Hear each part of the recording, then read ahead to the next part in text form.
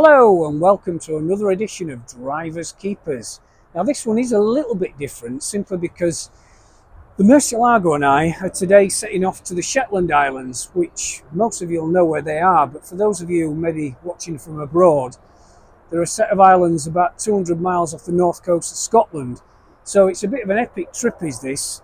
It's going to be probably the best part of 1,500 miles, a lot of driving.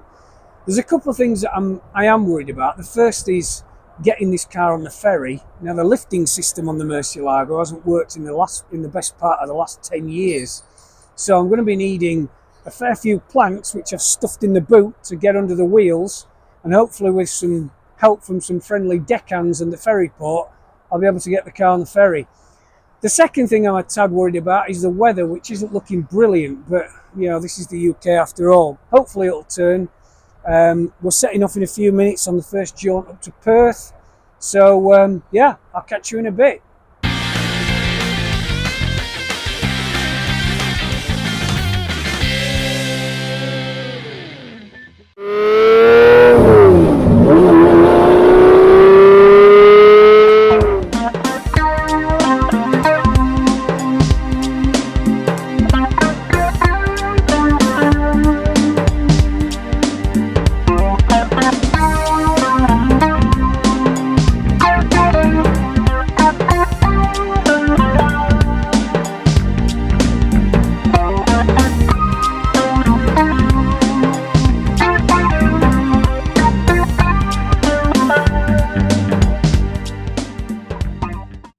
Hey, so just a quick update.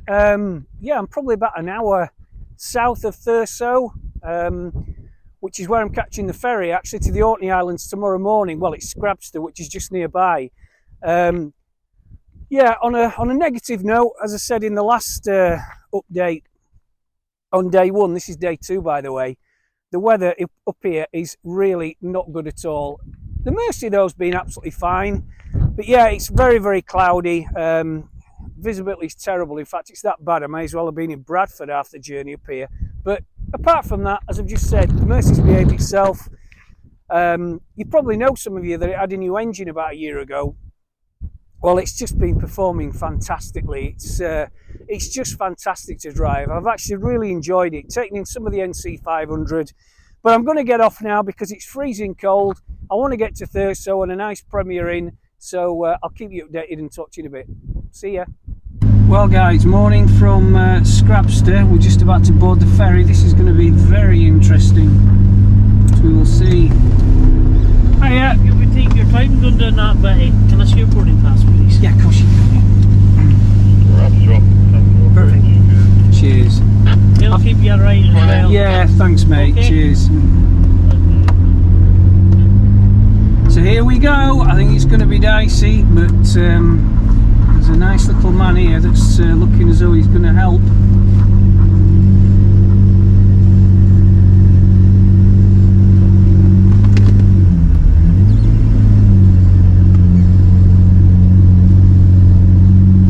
Epic. That's the first bit over.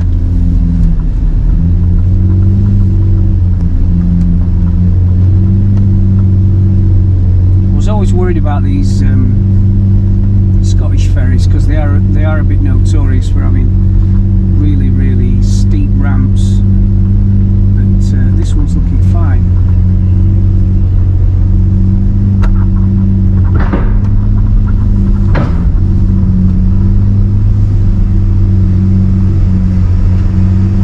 Thanks for that.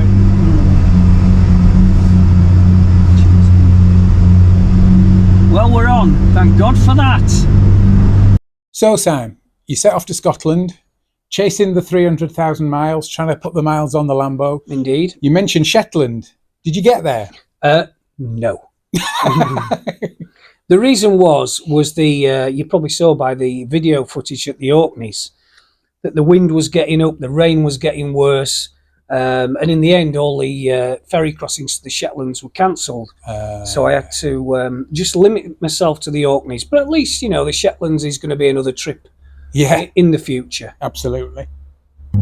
Hi, everybody. Where are we now? We're just off the Isle of Burray, which is just south of the Orkney mainland, which is connected actually quite interestingly by the Churchill barriers, which are these causeways that we're going to cross in a minute.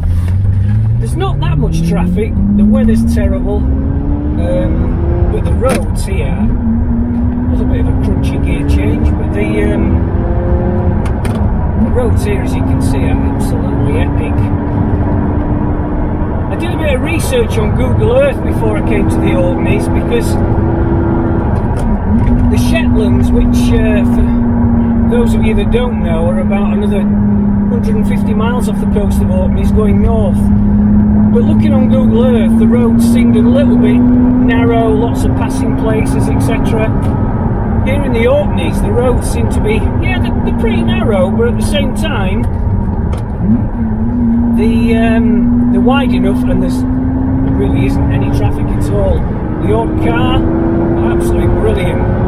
It's just the weather that's spoiling things at the minute. It's just overcast, it's raining. I've just had a text from the ferry company saying that the sailing back to the mainland at Thurso could be cancelled tomorrow, so that's not brilliant. But apart from that, do you know what? I'm really enjoying myself. We're actually coming up to the first of these causeways, which, for those history buffs amongst you, were built in the Second World War after the torpedoing of the Royal Oak at Scapa Flow. We're just coming over Scapa Flow now, but these causeways are just incredible.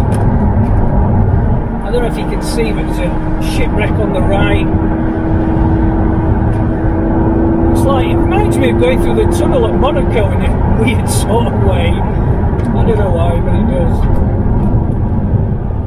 But the scenery is absolutely stunning. So that's the first Churchill barrier over with. Even in the the wet, the Mersey's pretty planted. It's got a pair of new rear 335/30 R18s on the back, which aren't cheap, are about 650 quid each, but that said, they keep the car really, really planted. And some of you might know it's had a new V12 about 18 months ago, so honestly, it's got so much punch.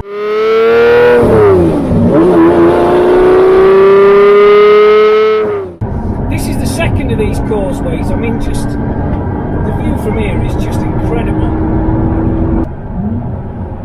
Looks like the tide's up as well, because looking in the rearview mirror, the waves are crashing over the road, which is spectacular, but not something I want really. Certainly don't want water in the down the slats of the rear of the engine, that's for sure.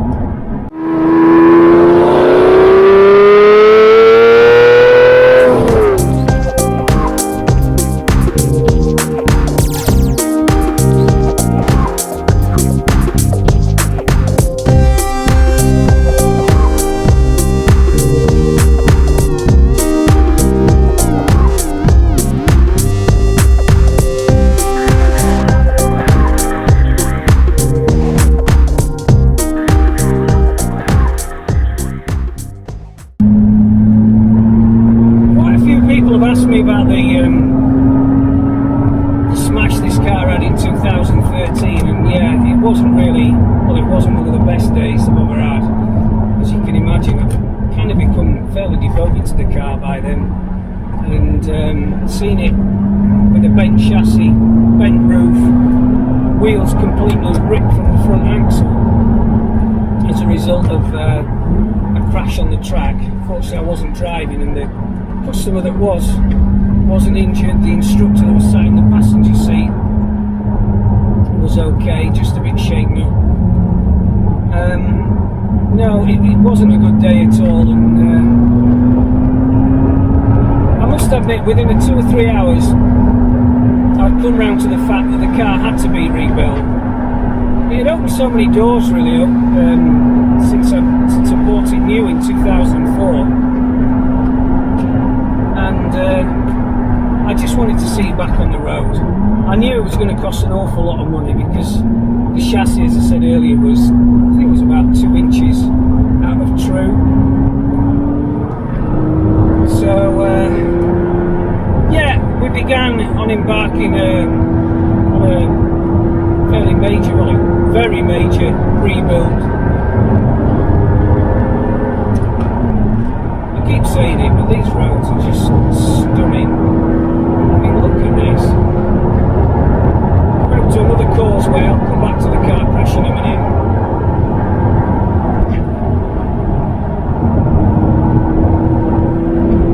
This is just incredible.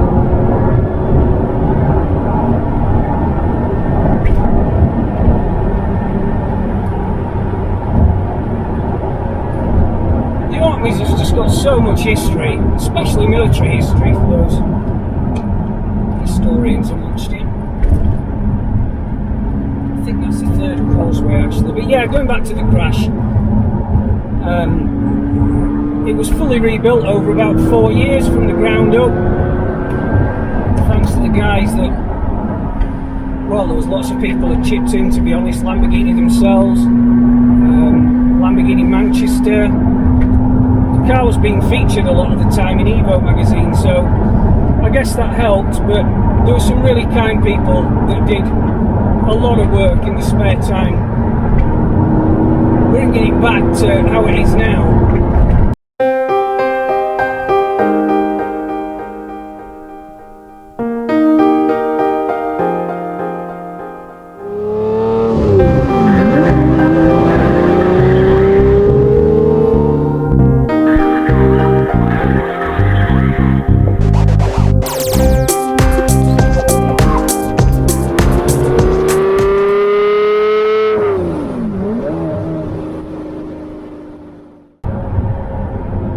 I've got some quite weird looks from some of the local population. I know, talking to the ferry guys who helped me put the car on the ferry, there's not been a Lambo over here in 20 years apparently. I can't believe that. Maybe it's just that route, but it is the most popular one. I don't know if you can see the camera, the causeway in front. There's actually a mast from a ship, a wrecked ship, stuck out on the left. Just conscious it's a bit wet, and the Mercy, yeah, it's meant to be 4-wheel drive. It's a bit of an antiquated 4-wheel drive, if I'm honest. I know from bitter experience that you really don't want to be pushing a V12 Murcielago in the wet. I've kind of got a feel for it. Well, I should have really. I've owned it 20 years, but I've got a real feel for it, what it can actually do and what it can't. And yeah, when it's about to go, it does give you a little bit of a skedaddle at the back, but when it does go, as it's done on the track many a time when I'm driving it, you'll never catch it. It whips around like so fast. Here we go again. Another shipwreck on the left there. I don't know if you can see it, but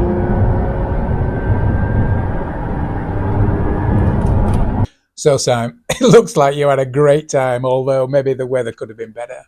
yeah, the weather was pants, to be honest, and that's really why all the ferry crossings to the Shetland, as I said earlier, were cancelled. And in fact, the ferry crossings to the mainland from Orkneys were cancelled as well, apart from just this one, which was a truck ferry from actually quite nearby the hotel.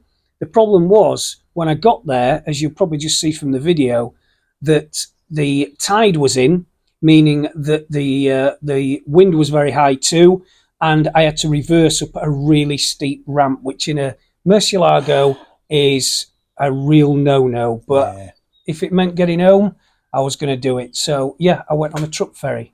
Let's have a look at the clip. Well, guys, they're having me reverse up the ramp, which I'm a little bit worried about. I've got these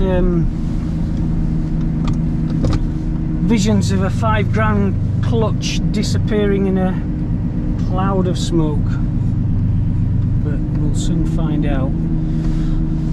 Fortune favours the brave, I guess. Straight up.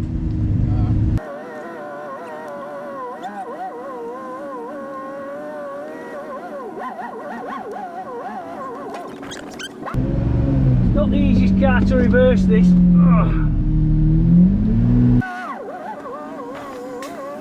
I can smell the clutch. Right over the other side. Yeah.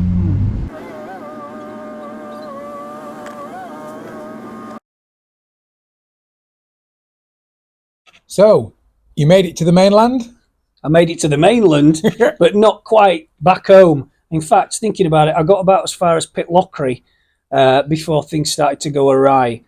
I was in the middle of nowhere. There was a couple of houses nearby, but there was nobody in. Looked like there were holiday cottages or something. Right. Yeah, it wasn't my finest hour. Properly stranded. And stressed. Hi everybody.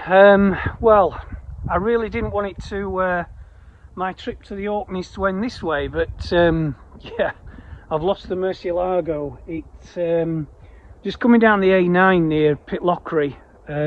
I noticed just a change in the engine note, which I've got so used to this car now, I can kind of tell there's something amiss, and it started smoking quite badly from the front of the engine, which is, if you're looking at the engine now, it's just near the glass panel. I don't know what the hell's wrong with it. The trouble is, well, I've just stopped a car that went past and he told me I'm about 4 miles away from Pitlochry, but this is a completely empty road. As you can see, there's just nothing here for miles. So I've rung the RAC and they've just given me an update saying that it's going to be 20 to 11. Well, it's about 6 o'clock now, so that's no good. I've rung them back and they're working on it. Geez, I could really do without this. I really could. I probably don't appear stressed, but I really am. I'm more stressed because I want to know what's wrong with it, because obviously I had a new engine about a year ago, and I don't think it's that. It's just it could be water down the spark plugs or something. Again, I've had that before, but you know, when I start it, I won't start it, but it just pops and bangs and all the lights come on. So yeah, I'll just have to keep you updated, and hopefully the RAC will send a recovery truck, but I'm 320 miles away from home. I was going to stay at Perth tonight and never got there, obviously. I'm just near Pitlochry, as I said. I guess it makes for an interesting video, doesn't it? But I can really do without it. It's getting dark and yeah, there's just nothing here for miles. Anyway, I'll catch you later and let you know what happens. So obviously, eventually, someone turned up to rescue you. Tell us what happened, Sam.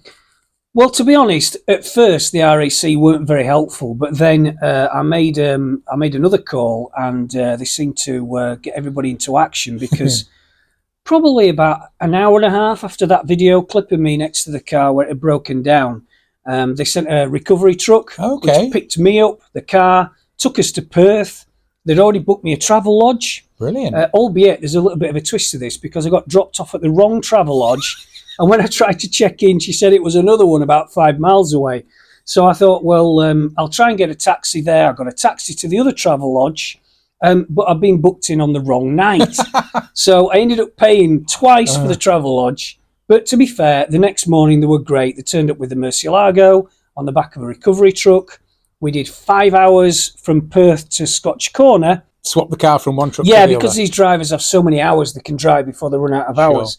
Yeah. So yeah, we had to swap at Scotch Corner. Yeah, rather a disappointing end to the Orkney trip, but there we go.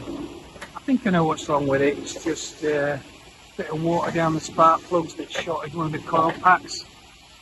So we're at Scotch Corner Services at the minute, just on the way back to Huddersfield to our friends at the Speed Shop. And I'm sure they'll get it sorted out. I love these RAC trucks with the moving flatbeds. They're absolutely brilliant. One Lamborghini with a matching orange RAC truck. So then you rocked up at mine. We jumped in my car, went down to Speed Shop, the guys who look after both our cars, to get the verdict from Matt and find out what was wrong. How are you getting on? Did you find the culprit? Yeah. I know why it's doing it as well. So here we are in Speed Shop with Matt and Jamie, who look after our cars, and we're going to find out why Simon's car didn't make it back from Scotland. Matt, what's up with it?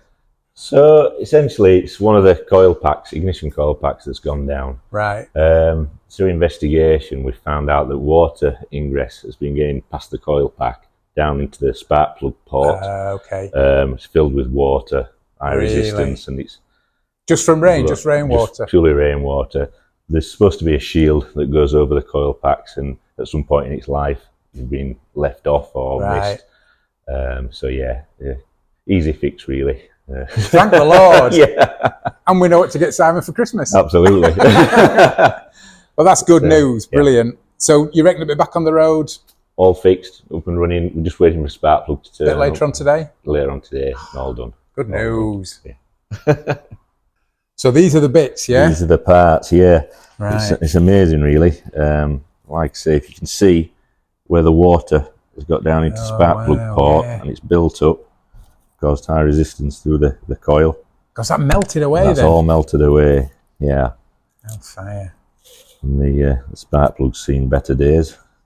Yep. All down to the water. That'll be why it wasn't working. So that's it. Thanks for watching another episode of Drivers Keepers.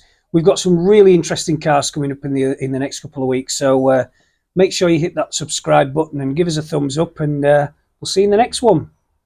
See ya.